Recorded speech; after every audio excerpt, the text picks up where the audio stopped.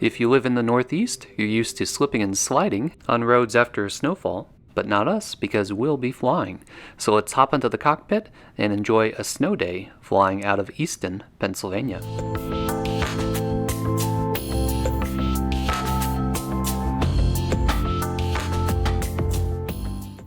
Alright, we are in Just Flight's Piper Aero 3 with the Cherokee livery, so we'll be calling it a Cherokee for this flight. As I run through the startup check, let's load up for flight, and I'll take you through the flight brief.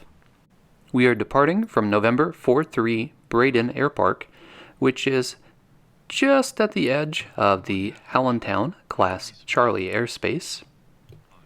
On departure, we're going to fly heading 079, and we're going to aim for a great VFR landmark, which is Lake Hopatcong, New Jersey. You can see it right here, so we're going to fly right over the middle of that, and then continue along our heading past the Sparta VOR to another landmark, Wanacue Reservoir.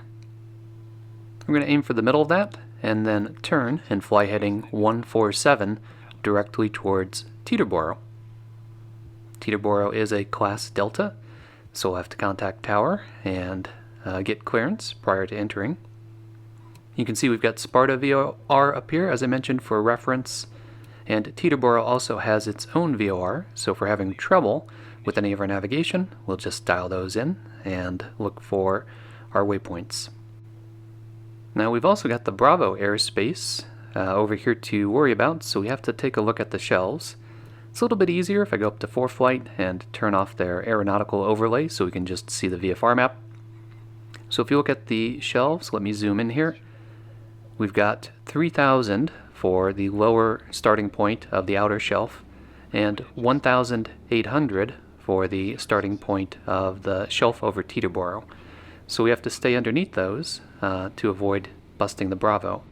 Now Teterboro's airspace extends up to 2,500 even though the Bravo starts at 1,800 in that shelf. And that's actually a little confusing to me. Usually they either carve out a notch of the Bravo or Charlie for the Delta airspace, or the Delta airspace ends at the bottom of where the Bravo or Charlie starts. So I'm actually not quite sure what the rules are for that. I'm assuming that I still can't go above 1,800 without going into the Bravo, even though the airspace extends to 2,500, but maybe it's the other way. Tell me in the comments if you know, if you're allowed to go up to 2,500 since that's where the Delta airspace is indicated. One of the great things about the Just Flight series of Arrows and Warriors is that you can configure the cockpit to have different GPSs or comm stacks. This is my favorite configuration. It's old school. It's just got the COM1, COM2, NAV1, NAV2. There is a Garmin GPS, which I never use. There's a DME. There's an ADF transponder. Perfect. All we need. Great for flights like this where you want to use your eyeballs and not be tempted to follow a magenta line on your GPS. Braden traffic, Cherokee 4112 Juliet, taxi runway 36, Braden.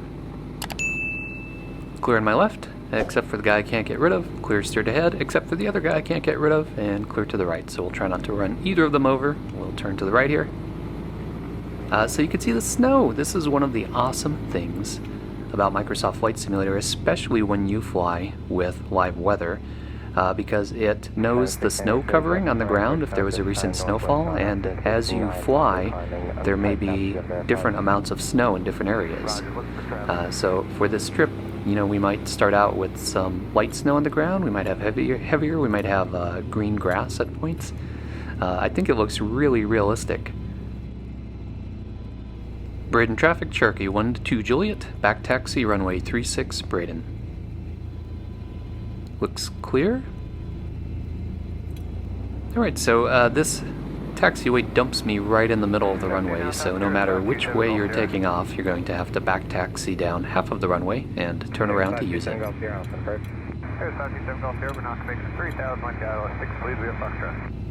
N43 Braden is payware by Studio Sim, and it's fantastic. It's a small little field, but the detail is great, and I love flying out of Pennsylvania, especially airports that are near Philadelphia, so it just adds to my suite of airports to fly to and from. I've been to Easton, Pennsylvania many times in real life, and I can tell you this looks about as Pennsylvania as possible. So the simulator is really nailing it with a little bit of snow on the ground for how it looks around here. Braden traffic, Cherokee 12 Juliet, departing runway 36, straight out departure, climbing 3,500, Braden. 07 Golf Sierra, Roger, almost approach instructions will be flying or heading, climb maintain 3,000 unless otherwise instructed by the tower. Runway heading 3,000, Roger, 07 Golf Sierra. You've got liveatc.net streaming Allentown, which is the nearest towered airport. Actually, we're right up against its airspace here, but we're heading directly away from it. 7600, 4 touchdown, West Airport, stand back there. Roger, go back and stay with us.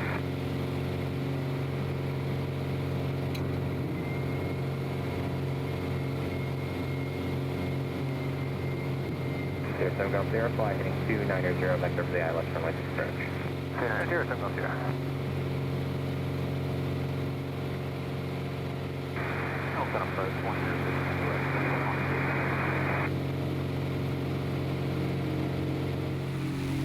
Alright, we're on track and it's looking terrific up here. Let's sit back and enjoy that awesome snowy flight simulator scenery.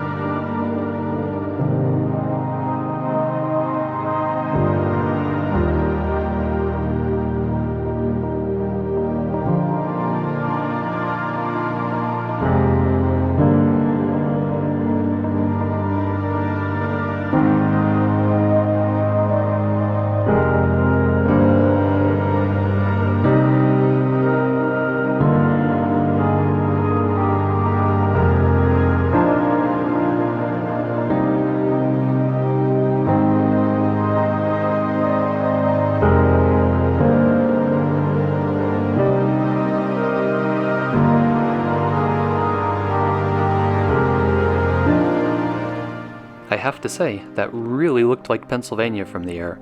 A little touch of snow made everything look authentic.